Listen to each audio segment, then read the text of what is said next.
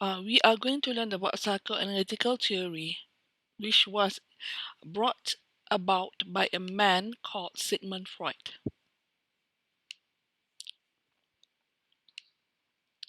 Now, this is a picture of Sigmund Freud from when he was a little boy until he became an old man. And this is where Freud treated his patient, which was on a couch.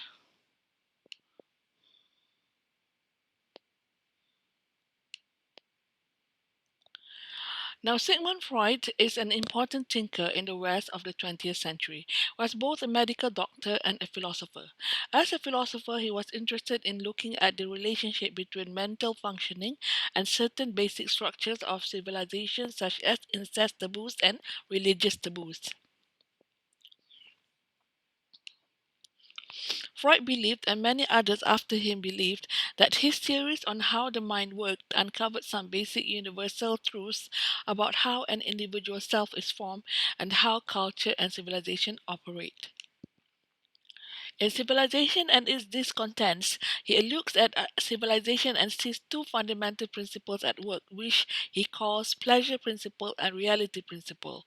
The pleasure principle tells us to do whatever feels good, and the reality principle tells us to subordinate pleasures to what needs to be done, or in other words, to work. Sublimation, subordinating or suppressing the pleasure principle to the reality principle, is done through a psychological process Freud calls sublimation. It is where desires that cannot be fulfilled is turned into something useful or productive. A typical Freudian example of this would be focus on sex. So this is what Freud believed, um, that human souls are focusing on sexual needs and fulfilling it. And because we cannot fulfill our sexual needs all the time, uh, according to Freud, we turn it into um, something that can be done outside of the um, sexual um, desire. For Freud, sexual pleasure is the oldest and most basic urge of mankind and begins at birth. But humans cannot have sex all the time. If we did, we cannot do any work. So we have to sublimate most of our sexual desire and turn the energy to do something else. For example, prepare for examination or write the letter. So Freud believed that we're just sublimating, we're just repressing our sexual needs, and when we do our work, when we do other activities.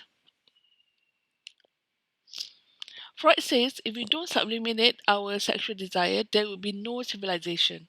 The pleasure principles makes it one to do whatever that feels good, while the reality principles tells us to channel that energy elsewhere.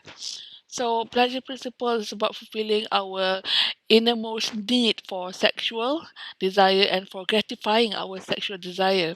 But since we cannot gratify sexual desire all the time because we need to do work, we have to sublimate it, we have to repress it, and it becomes a reality principle for us, where we have to sublimate desire in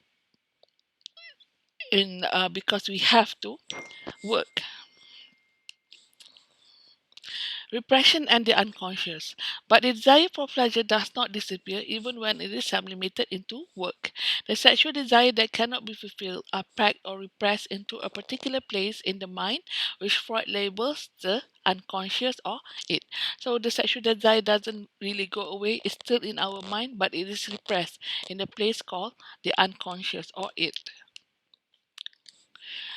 There are indirect roots to the unconscious, yeah, because it contains suppressed desires or repressed desires, things that our conscious mind, or what Freud terms ego, isn't supposed to want. The unconscious is not accessible to the conscious mind. You cannot know what is your unconscious mind just by looking about it. However, there are indirect routes to the unconscious or it. And there are three indirect routes. The first is through dreams.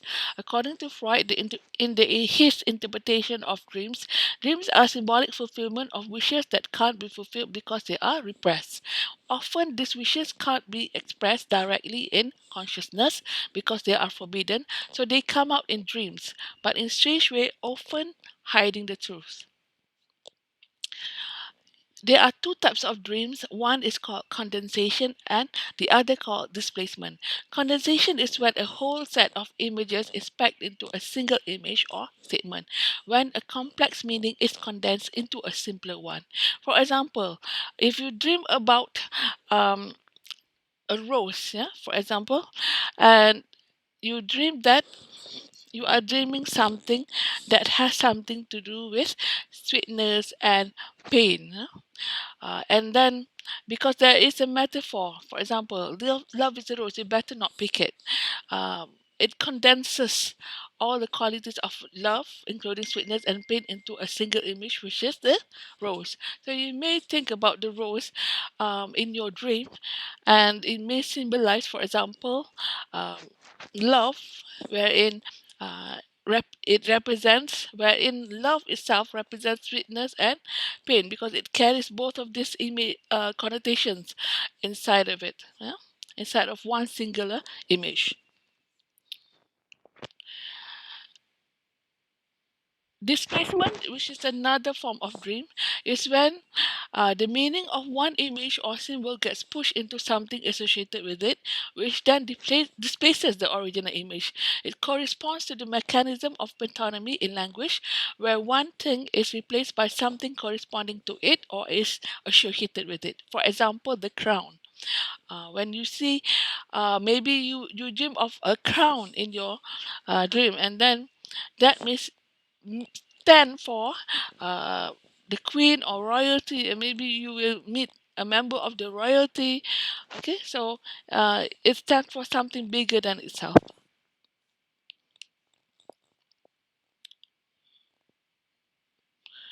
The another indirect route to the unconscious is parapraxis. Now, parapraxis is slips of tongues. Freud says mistakes, including errors of speech, reading, and writing, are not coincidences or accidents. Rather, they reveal something that has been repressed into the unconscious.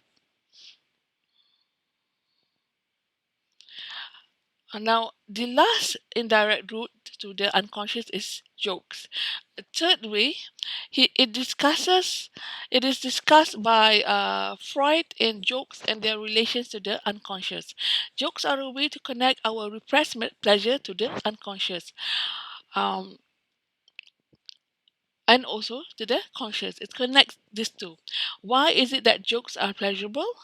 Freud's answer is that there is pleasure to be obtained from the saving of psychic energy. Dangerous feelings of hostility, aggression, cynicism, or sexuality are expressed by passing the internal and external senses and thus enjoyed.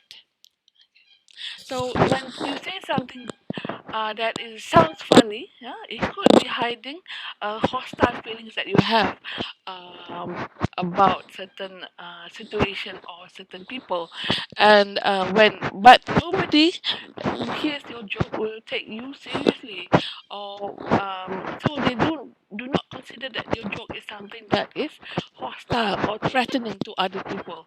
Yeah, but you are expressing, you are allowed to express hostile thoughts and feelings about somebody or something through jokes, yeah, without incurring any repercussions on yourself.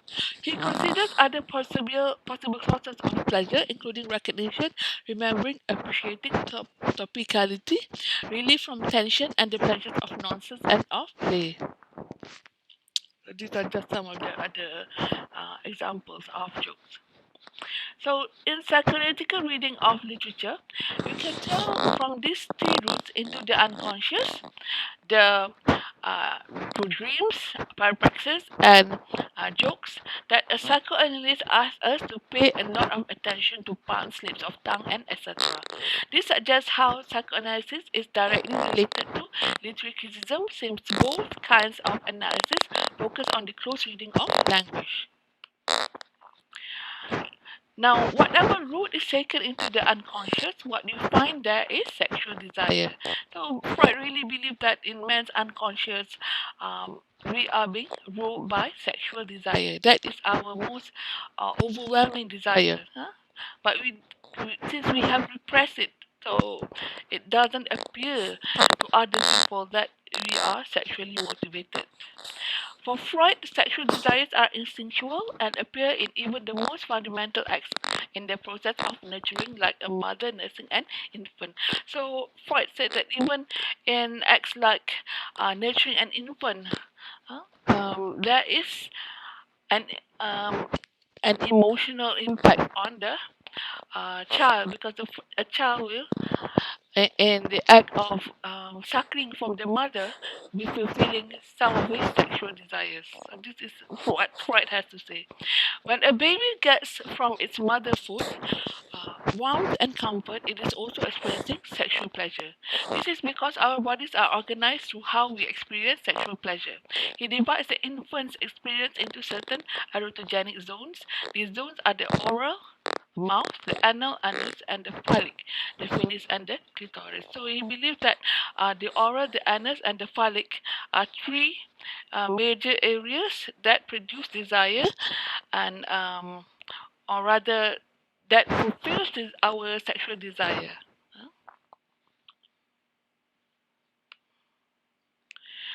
The three erotogenic zones. The first erotogenic zone is the mouth or the oral stage, as the baby experiences sexual pleasure through nursing. The anal stage, which Freud says has a lot to do with toilet cleaning, is associated with expelling things. The phallic stage leads a child towards genital masturbation. So these are pretty clear experiences, because um, through nursing and through expelling things of pieces, as well as through sexual activity, and since this suggests, for example, that genital masturbation is um, is experienced even by a baby or a child, that we fulfill our sexual desire, according to Freud. Because the first experience of pleasure has come through its contact with its mother, the child is incestuous, desiring pleasure that comes from contact with the mother's body in breastfeeding and diaper changing. So Freud believed in this incest theory, which says that babies are what do you call that, are sexually attracted to their mothers. How gender and non-incestuous relationships develop. So, the project of psychoanalysis in general is to chart how this incestuous, desiring animal turns itself into a self with a firm sense of differentiated gender, such as masculine or feminine, with sexual desires channeled into proper forms, defined as non incestuous, reproductive sexuality, and subordinated to the reality principle so that the self can get some work done.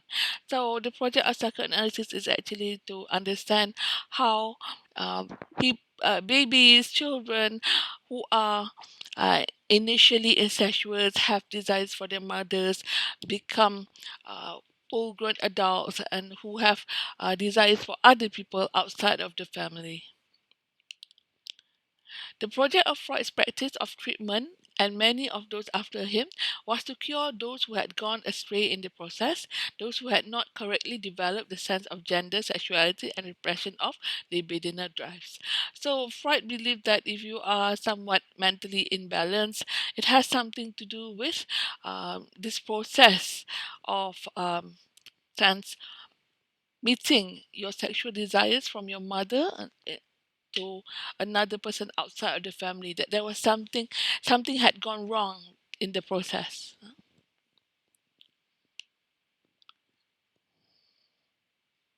How gender and non incestuous heterosexual sexual self-develop.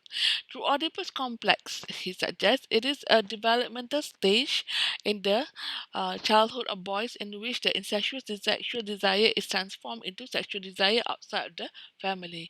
It begins with children, boys and girls, noticing the distinction between the sexes. Boys have penis, girls do not. So the boy's reaction to this discovery, to the lack of the girls, to the girl's lack of the penis, is to insist that she has one, but eventually accept that she has none because it has been cut off as punishment for some transgression. So, because of his incestuous love for his mother, he wants to get rid of his father and marry his mother. So, this is the process wherein the boy transmits his sexual desires for his mother onto somebody outside of the family. So the boy's first step in this act of transmitting is when he sees that boys himself um, have penis, but girls do not, and he would ask himself why uh, this had happened.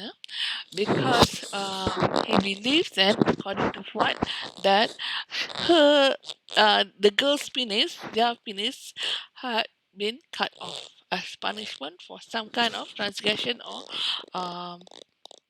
what you call that, disobedience to the father. Because of his incestuous love for his mother, he wants to get rid of his father and marry his mother. Yeah. Um. So he is torn here between his fear of his father and his love for his mother.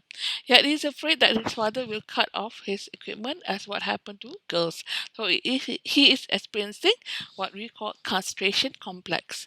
Fearing the danger of the father and the loss of his equipment, he gives up his desire for his mother, creating an unconscious a place of inexpressible desire. So this is how the unconscious is created in males.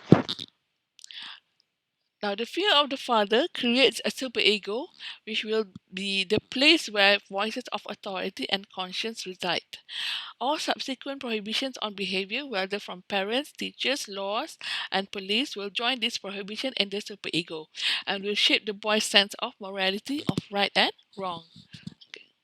So, in his adult life, when he fears a certain law, for example, or people of authority, he is actually superimposing his um, father figure onto this um, figures of law or superego. Okay. The ego or consciousness, on the other hand, acts according to the reality principles. It seeks to please its drive in realistic ways that comply with the rules set by the superego that will benefit the self in the long term rather than bring grief.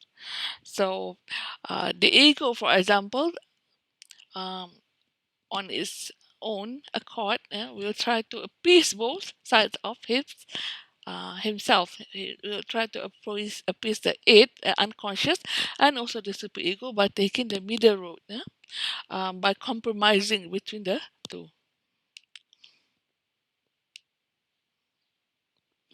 So here we have a diagram of the three um, theory.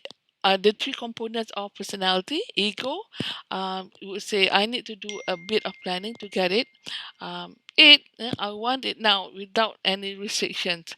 But superego will be the restricting body. You can't have it. It's not right. However, it's the ego who is in charge of the self, and it will strike a compromise between the two other selves. What happens to girls? First of all, girls notice that boys have the equipment and girls don't.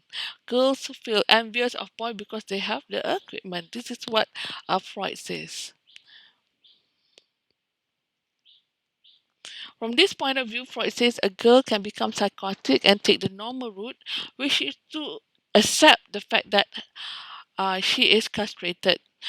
She then develops a sense of her inferiority to the male. She decides her lack of penis is a punishment for some wrongdoing.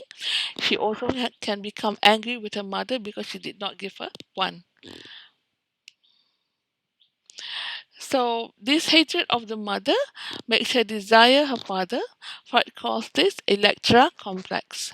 However, Freud does not explain how this incestuous desire turns into sexual desire outside the family. So Freud was not really interested in how females undergo the process of suppression.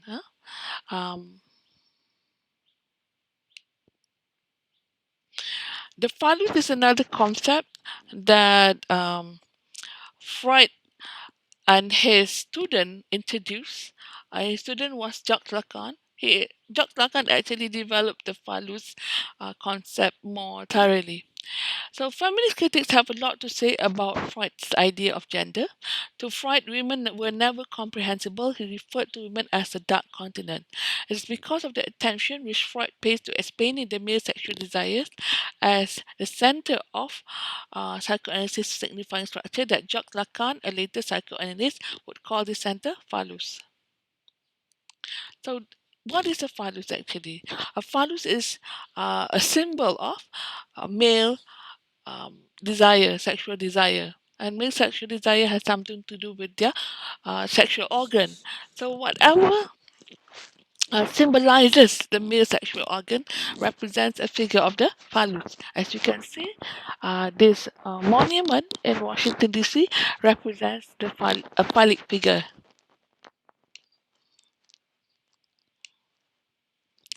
Okay, so this guy is making fun of the this phallus symbolism.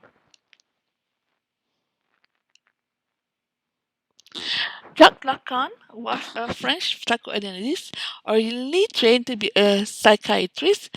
In the 1930s and 1940s, he worked with psychotic patients. He began to develop his own version of psychoanalysis in the 1950s. Lacan says that boys think they have a chance to be the fathers, to have the position of power, and occupy the position of the center because they have penises. Girls have a harder time misperceiving themselves as eligible to be the fathers because, as Freud says, they are constituted by and as like because they lack the male sexual organs, so they cannot assume a figure of power that the phallus represents. And in which places the phallus represents this figure of power? I think we can see that later. The binary oppositions that structure Western thought associate boys with penis, presence, and order, while girls are associated with lack of penis, absence, and disorder. So, smoking is one way in which a phallic figure could be appropriated by women, or by girls. So Edward Bernays is largely considered as the founder of public relations or engineering consent, as he called it, but is not known very well outside of the marketing and advertising fields. A nephew of Sigmund Freud, Bernays was the first to theorize that people could be made to want things they don't need by appealing to their unconscious desires, to be free, to be successful as well, and to be sexually fulfilled.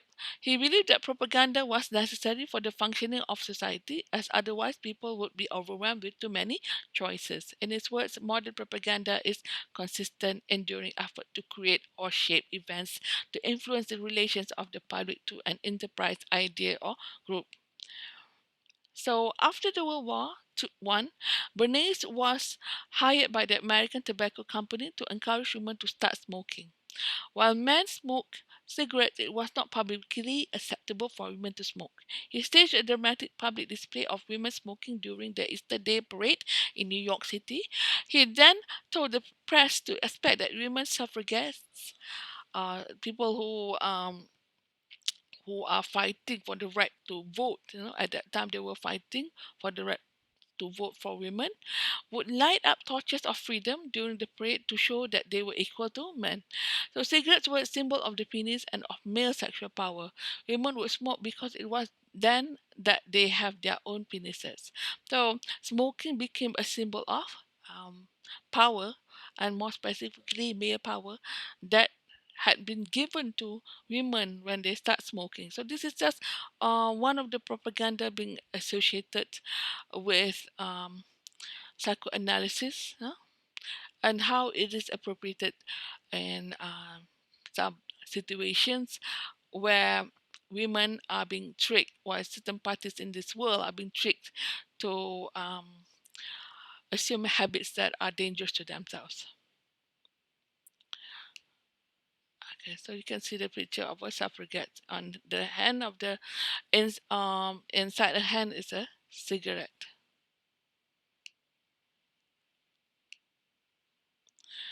Yeah, these are advertisements on it.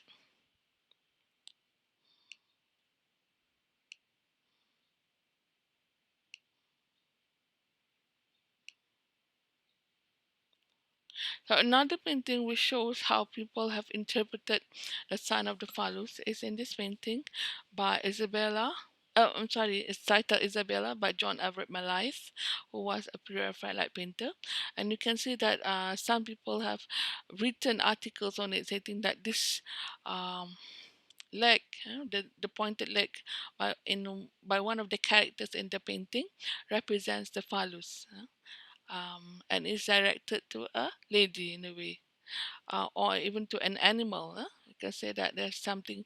The critic has said that there is something wrong with this painting. So this is um, how another concept of the phallus is appropriated to understand paintings.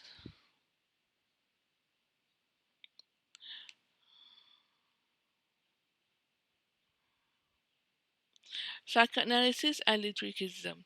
In literary criticism, psychoanalysts analyze characters from literary works from the perspective of Oedipus complex and the Electra complex. They also look at for symbols that point to the phallus at its center. So this is what psychoanalysts do. They try to understand whatever happens in the narrative from the um, psychoanalyst theory, in particular from the Oedipus or Electra complex. They say that the character, for example, could be experiencing an Oedipus complex.